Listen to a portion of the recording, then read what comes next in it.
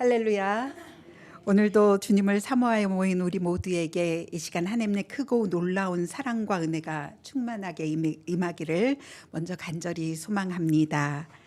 오늘 우리가 함께 읽은 이야기는 읽기만 해도 어떤 감정으로 해야 할지 당혹스럽기도 하고 또 아주 고통스러운 장면입니다. 또 이 이야기를 읽다 보면 2004년도에 개봉되었던 아주 유명한 배우이며 또 감독이었던 멜 깁슨이 감독한 영화 패션 오브 크라이스트 기억나십니까? 이 말씀처럼 그 예수님의 마지막 12시간을 아주 매우 실감나게 또 사실적으로 표현함으로써 그 당시 사람들에게 엄청난 반응을 일으킨 영화입니다. 반면 때로 많은 사람들은 이 참혹한 그 고문 장면 너무나도 지나치고 사실적으로 잔인하게 그려내었다 하여 시청하기에 아주 불쾌하다는 또 너무나도 힘들다는 그런 사람들도 많았습니다. 해서 그 후로 사순절에는 예수 그리스도의 고통에 이 포커스를 맞춰서 묵상하며 나 때문이라고 내 죄 때문에 예수님께서 이 엄청난 고난을 받은 거라며 가슴을 치며 눈물을 흘리기도 하였습니다. 그러나 비록 영화의 장면이지만 그 고통 속에서 처절하게 서 있는 예수님의 얼굴을 바로 바라보지 못하고 너무나도 고통스러워 외면하고 싶은 사람도 또한 많았을 것입니다. 그러나 그럼에도 불구하고 이 이야기를 우리가 외면할 수도 없으며 또한 그저 고통에 동참함으로 예수님이 받은 고통에 동참함으로 늘 눈물을 흘리고 마음 아파하는 것만으로 끝날 이야기는 아니라는 것입니다. 여기에는 하나님의 분명한 메시지가 있기 때문입니다. 히브리서 4장 15절에 이렇게 말씀합니다. 우리에게 있는 대제사장은 우리의 연약함을 동정하지 못하실 리가 아니요 모든 일에 우리와 똑같이 시험을 받으신 이로되 죄는 없으시니이다. 무슨 말씀입니까?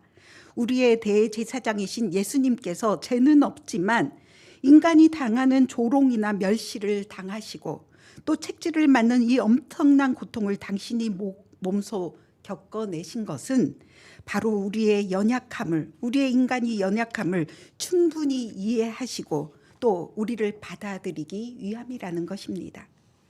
그러므로 그 모습이 고통스럽지만 고개를 돌리지 말아야 하며 그저 감정으로 눈물만 흘리지 말고 예수님이 십자가 위에서 고통당하신 분명한 그분의 뜻을 묵상하며 깨달아 또한 우리도 그분의 길을 따라 나서야 한다는 것입니다.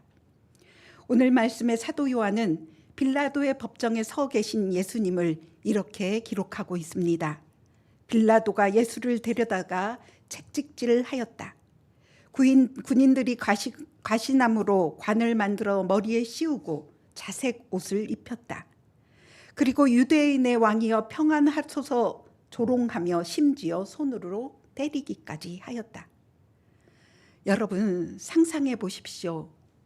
우리가 늘 동경하며 한 번만이라도 목소리를 듣고 싶어하며 바라봐 보기만 간절히 원하는 그 예수님께서 빌라도의 법정에 서 계신 모습입니다.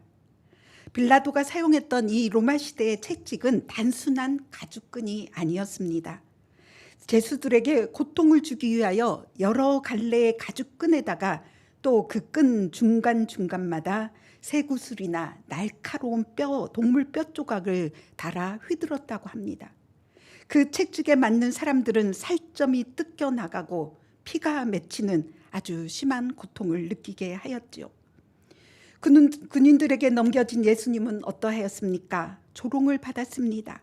그들은 예수님의 제명이 유대인이 왕이라는 것을 알고 있었기에 예수님께 가시나무로 관을 만들어 씌우고 또 왕들이 입었던 자색 옷, 이 또한 자색 옷감은 비쌌기 때문에 포도주를 쏟아부어 가짜 자색 옷을 만들어 입히고는 유대인의 왕이여 평안하소서 조롱하며 심지어 손으로 때리기까지 하였습니다.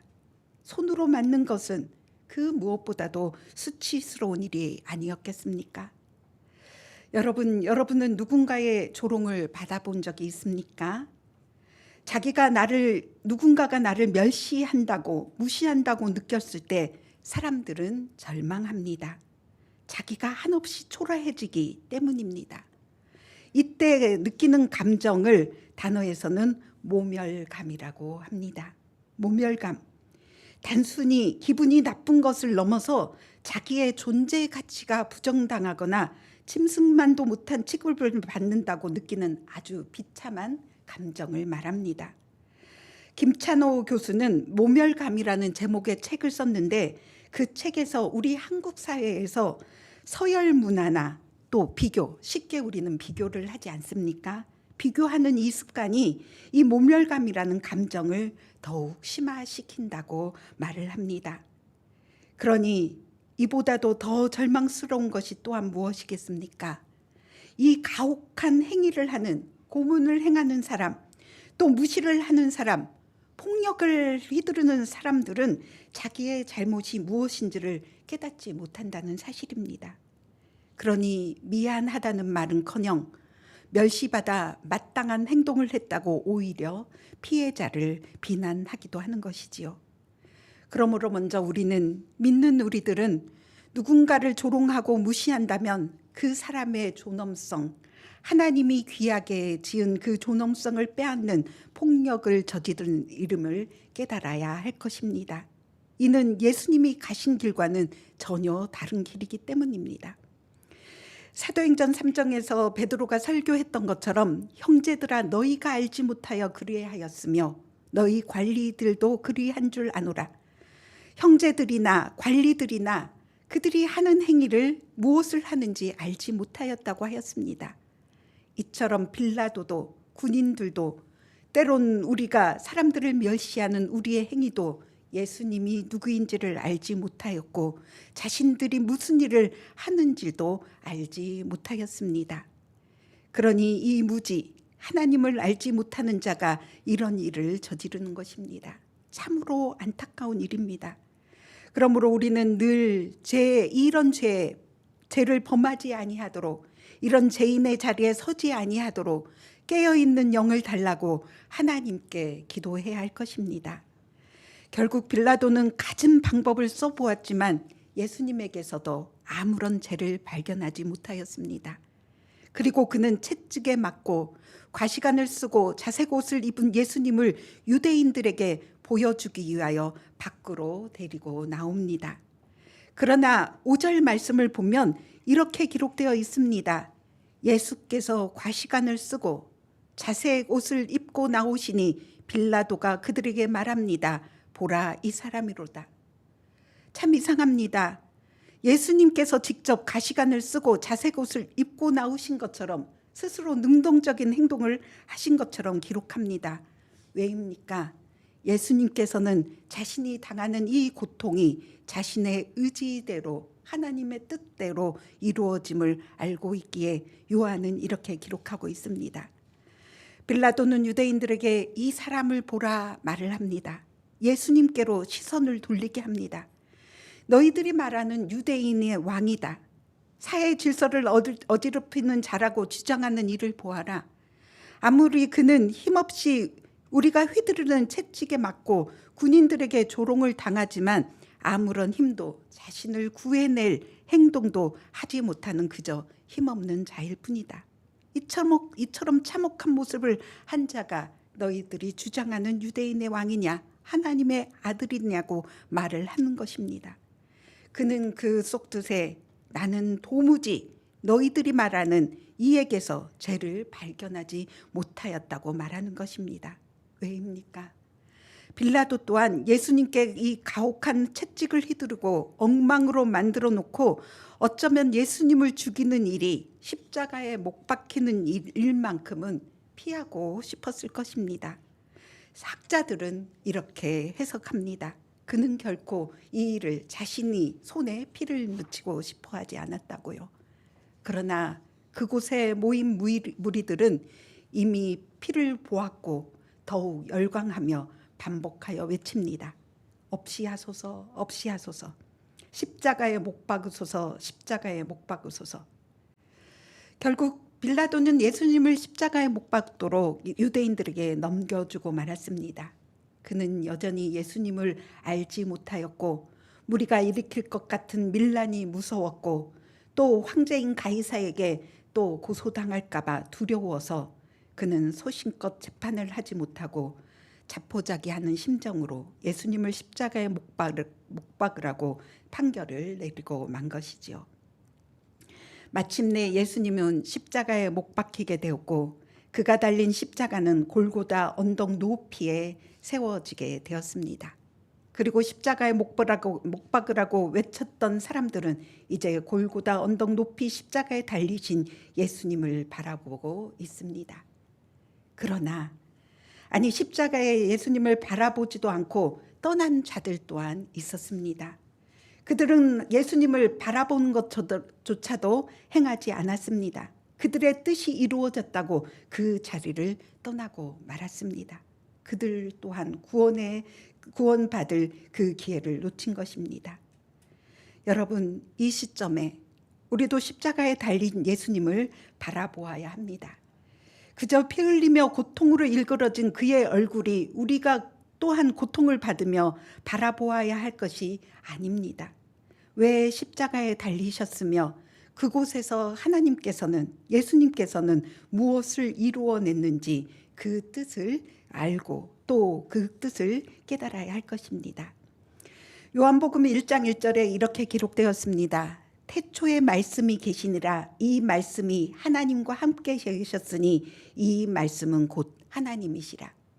그래서 우리는 예수님이 우리에게 말씀으로 오셨다고 고백합니다. 말씀이 무엇입니까?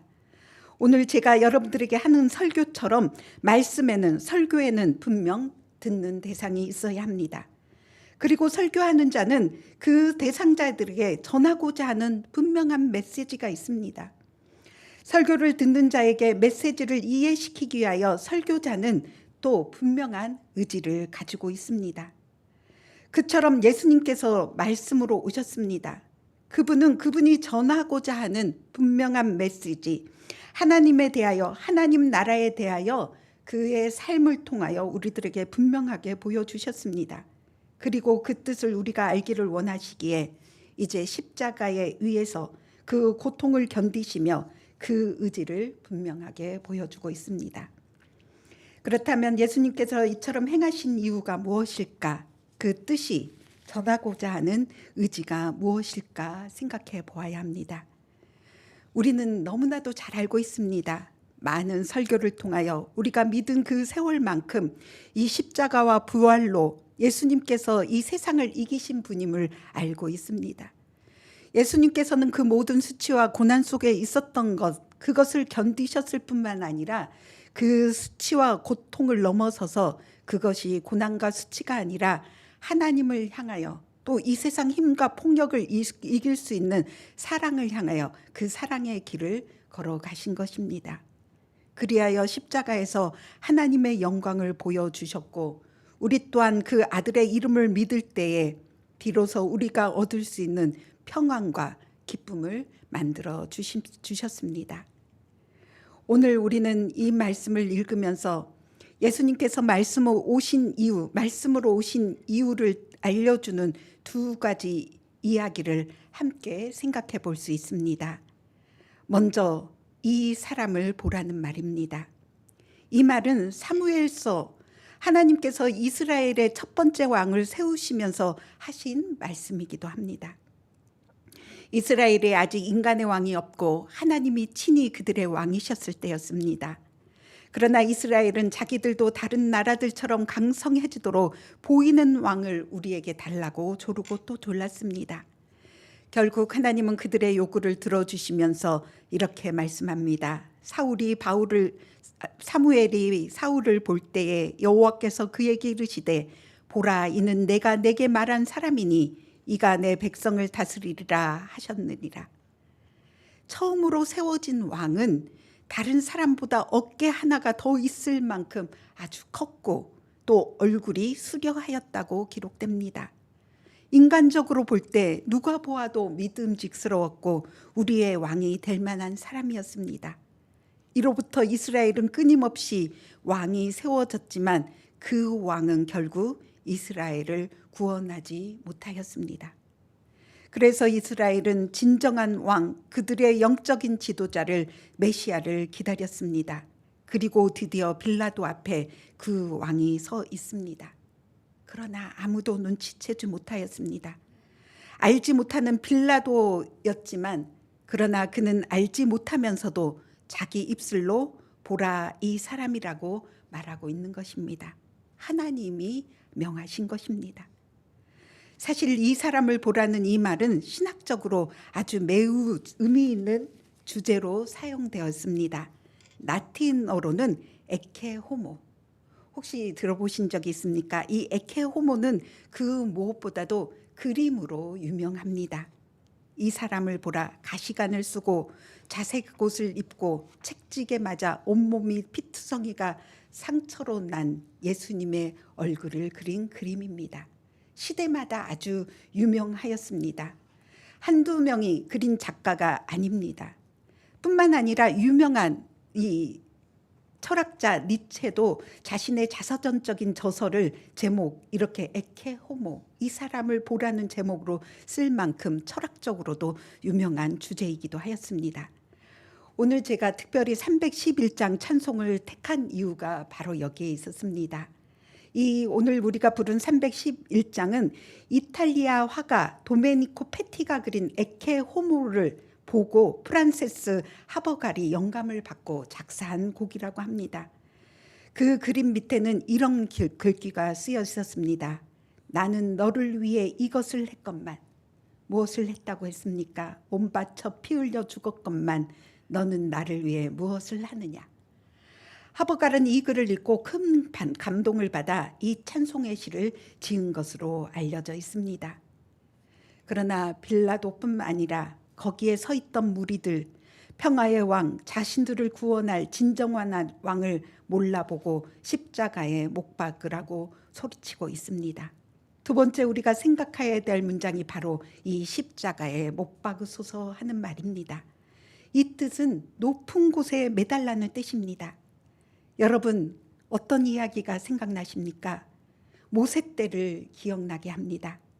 이스라엘 백성이 하나님과 모세를 원망하다가 불뱀에 물려 죽게 되었습니다. 그때 하나님께서는 모세에게 명령하여 놋뱀을 만들어 장대 위에 높이 매달라 그 물린 자마다 그것을 보면 살게 하리라 하셨습니다. 예수님께서도 이렇게 말씀하셨습니다. 모세가 광야에서 뱀을 든 것 같이 인자도 들려야 하리니 이는 그를 믿는 자마다 영생을 얻게 하려 하심이라.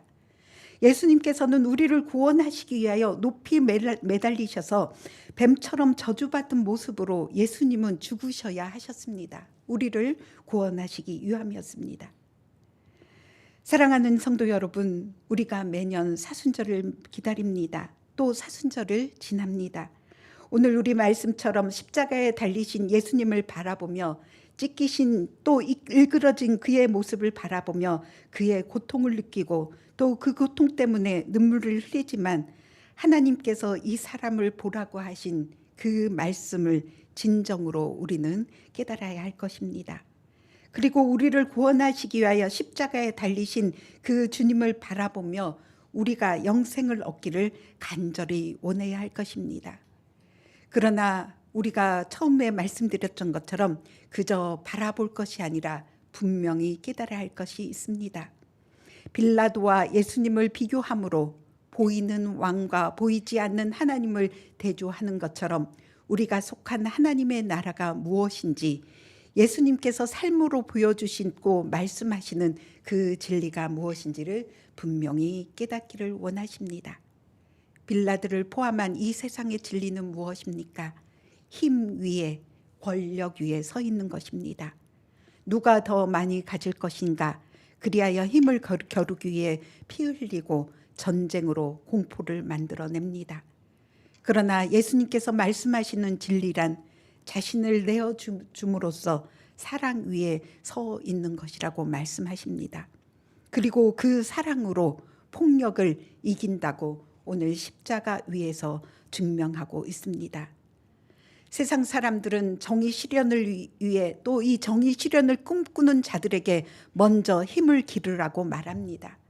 정의를 실현하기 위해서는 먼저 강해져야 한다고 합니다. 이것은 함정입니다. 정의와 진리를 위한다는 명분하에 그들은 부정과 부패한 방법으로 힘을 가진 자의 편에 서게 됩니다. 그러나 부정한 힘 위에 세워진 그 정의와 진리는 참된 것일 수가 없습니다. 예수님께서 그러니 말씀하십니다. 내가 너를 놓을 고난도 십자가에 못 박을 고난도 있다고 말하는 빌라도에게 하나님께서 주시지 않으면 나를 해할 고난이 없다고 말씀하시는 것입니다. 그러므로 말씀으로 오신 예수님께서 우리에게 묻습니다. 너희는 빌라도 편에 설 것이냐 나의 제자로 살 것이냐.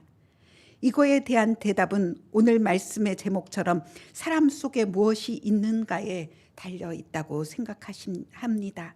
우리는 무엇을 원하며 무엇을 바라보고 걸어가고 있습니까? 결국 우리가 가야 할 것은 예수님께서 몸소 보여주신 사랑의 길입니다. 약할 때 강함 되시는 주님을 믿는 우리들입니다. 사랑의 신 하나님의 성품을 닮아가는 것, 비록 때론 우리가 억울하고 분하고 누군가가 무시함 속에 그 당하는 멸시 속에 살아가지만 복수하겠다고 울며 주저앉지 아니하고 수치스러운 일을 당하고 고통을 당하였지만 세상의 폭력과 힘에 맞서 세상을 이기신 주님의 길에 들어선 자들입니다. 우리가 걸어가야 할 믿음의 길인 것입니다. 이번 사순절 기간에 십자가에 달리신 예수님을 바라보며 먼저 영생을 얻고 또 말씀으로 오셔서 몸소 보여주신 우리 주님을 만남으로 말미암아 주님이 걸어가신 그 길 안에서 우리가 주 안에서 성령이 충만한 또 사랑이 충만한 그런 사순절이 되기를 이 시간 간절히 소망합니다.